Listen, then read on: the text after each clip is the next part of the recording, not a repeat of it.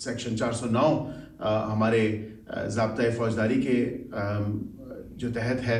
ये तमाम तर जिस कंपनी का ये ज्वेलरी सेट था और इयरिंग्स थी, जो नेकलेस था,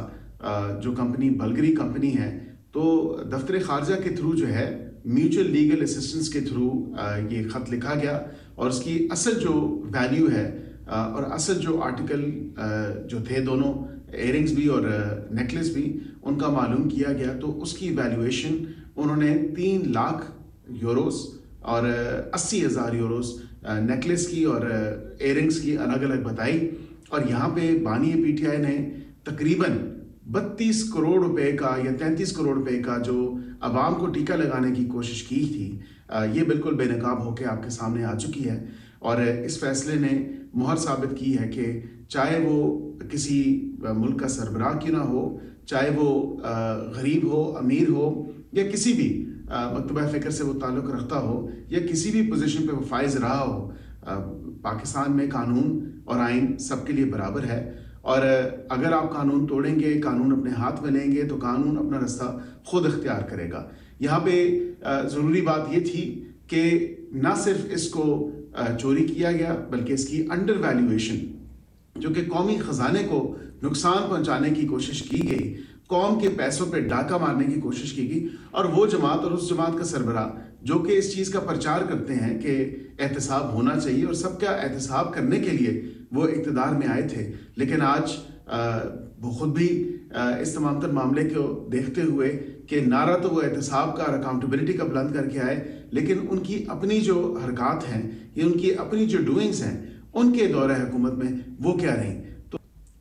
अकाउंटेबिलिटी और एहतसाब और कोई इससे बड़ा नहीं है, तो ज़ाहिरी बात है कि फिर आप भी अपने आप को उसी जाविये और उसी सांचे में देखें। और क्योंकि कानून सबके लिए बराबर है, और बिल्कुल अगर आपने चोरी की है तो वो आज साबित हो चुकी है, और आपने अगर कानून की और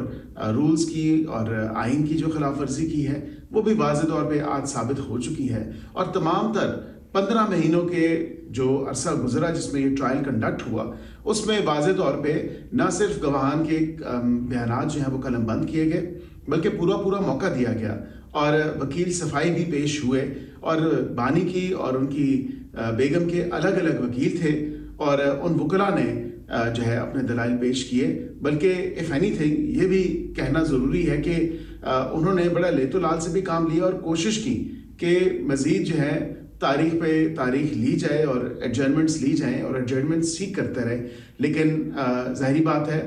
जब एक ट्रायल का प्रोसेस होता है, उस पूरे प्रोसेस को कंप्लीट भी करना होता है, और वो प्रोसेस कंप्लीट हुआ। और प्रोसेस जब कंप्लीट हुआ तो आपने देखा कि वो गवाहान, वो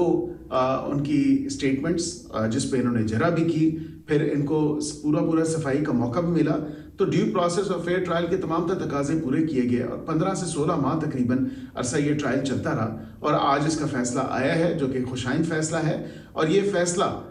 इस चीज़ को साबित करता है कि पाकिस्तान में कानून और आइन सबके लिए बराबर है, चाहे वो अगर मुल्क का सरबराह रहा हो, और अगर उसने कोई कानून और आइन तोड़ा हो, रूल्स की वायलेशन की हो, तो वाज़ेह तौर पे उसको ये तमाम तर मामला जो है कभी ना कभी और किसी न किसी स्टेज पे ज़रूर फेस करना है। और इसी पैगाम के साथ कि पाकिस्तान में रूल ऑफ लॉ, पाकिस्तान में आइन, कानून और उसकी बालादस्ती को अल्हम्दुलिल्लाह इंश्योर किया जा रहा है। और तमाम तर जो राइट्स हैं, फेयर ट्रायल के राइट्स हो गए, उसके तकाजे हो गए, और ड्यू प्रोसेस का राइट और उसके तकाजे हो गए, उन तमाम तकाज़ों को अदालती कार्रवाई में मलूज़ खातिर रखा जाता है और रखा जाएगा।